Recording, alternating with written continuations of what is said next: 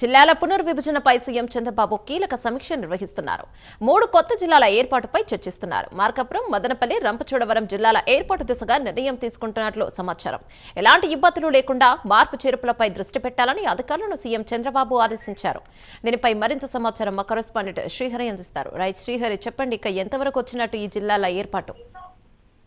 Right ఏమైనా నేడు రాష్ట్ర సచివాలయంలో అయితే సీఎం చంద్రబాబు మంత్రివర్గ ఉపసంఘంతో భేటీ అయ్యారు. దీంట్లో ప్రధానంగా చూసుకున్నట్టయితే ఏదైతే ముందు నుంచిగా అనుకుంటున్నారో మార్కాపురం, మదనపల్లి ఇవి ఎన్నికల సమయంలో అయితే వీరికి హామీ ఇచ్చారు. కూటమి ప్రభుత్వం అధికారంలోకి వచ్చిన తర్వాత ఈ రెండు ఏవైతే ఉన్నాయో మార్కాపురం, మదనపల్లి ఈ రెండింటినీ కూడా జిల్లాలుగా ప్రకటిస్తామని చెప్పినప్పుడు అప్పుడు ప్రతిపక్షంగా ఉన్న ప్రతిపక్షంలో ఉన్న చంద్రబాబు హామీ ఇచ్చారు. ఇప్పుడు ప్రస్తుతం సీఎం అధికారం చేపట్టిన తర్వాత నేడు ఈ రెండింటితో పాటు మరో రంపచోడవరం అనేది కూడా జిల్లాగా ప్రకటించాలంటూ కూడా వినతులు రావడంతో దీని మీద కూడా మంత్రివర్గ ఉపసంఘం అయితే సీఎం చంద్రబాబుకు సూచించింది. ఈ నేపథ్యంలోనే దీంతో పాటు పోలవరం ప్రాజెక్టు ముప్పు ప్రాంతాలు ఏవైతే ఉన్నాయో వీటన్నిటికీ కూడా అభివృద్ధి ధ్యేయంగా అయితే రంపచోడవరం కేంద్రంగా ఈ జిల్లా ఏర్పాటు చేయాలని చెప్పని ప్రతిపాదన అయితే సీఎం చంద్రబాబు దృష్టిలో పెట్టిన పరిస్థితి అయితే కనపడతా ఉంది.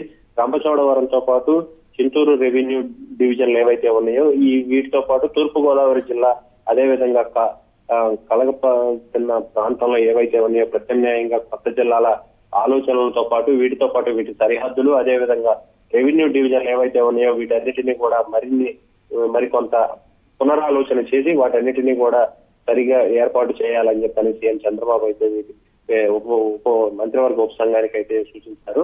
మంత్రివర్గ ఉపసంఘం ఏదైతే కొన్ని సూచనలు చేసిందో వాటన్నిటినీ కూడా సీఎం చంద్రబాబు ఏకీభవించి వాటితో పాటు ప్రకాశం జిల్లాలో ఉమ్మడి ప్రకాశం జిల్లాలో అద్దంకి, కందుకూరు నియోజకవర్గాలు ఏవైతే ఉన్నాయో ఇవన్నిటినీ కూడా ప్రకాశం జిల్లాలో చేర్చాలనే ప్రతిపాదనను కూడా సానుకూలంగా అంగీకరించినట్లయితే మనకి సమాచారం అందుతుంది.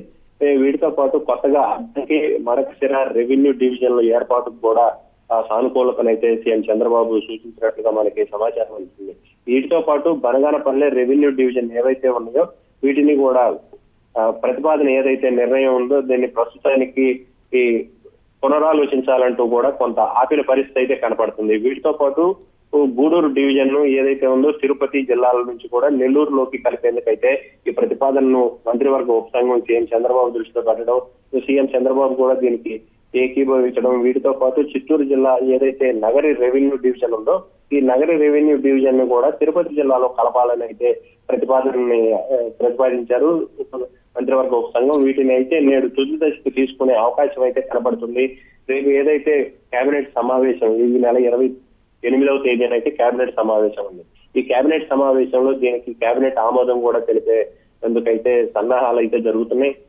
వీటిపైన మరింత పునరాలోచించి మరిన్ని సమస్యలు అనేవి ఏవి కూడా తలెత్తకుండా తగిన చర్యలు చేపట్టాలని చెప్పనైతే అధికారులకి అదేవిధంగా మంత్రివర్గ ఉపసంఘానికి అయితే ఆదేశాలు ఇచ్చారు CM Chandrababu. Right, thank you Srihari.